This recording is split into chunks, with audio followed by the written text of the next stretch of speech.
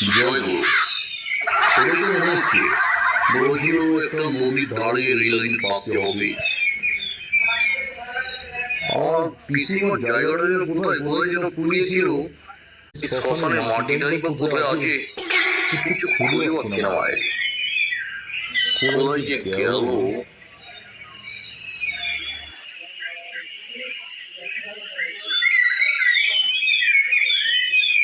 জয় গুরু। ফয়সাল আইয়ো। আরে কি অবস্থা? কি অবস্থা দাদা, কেমন আছেন? কোথায় গেলেন? ভালো আছেন দাদা? আমি এসেছি সেই কলকাতা শিলিগুড়িতে। আচ্ছা আচ্ছা। দূর হেঁটে হেঁটে এলাম সেই যশোর হয়ে, দেখি বহু দূরে পথ। তো গাড়িতে বললেন দাদা আপনার দেশে মানুষের কথা কি বলবো, অনেক টাকা ভাড়া চাই, এত টাকা অপচয় করি না। আচ্ছা আচ্ছা। সেই যশোর হয়ে কুমিল্লা পর্যন্ত কত টাকা ভাড়া চাই জানেন? 1000 টাকা। ফয়সাল, দাদার খারাপ অবস্থা, কেন আসছেন?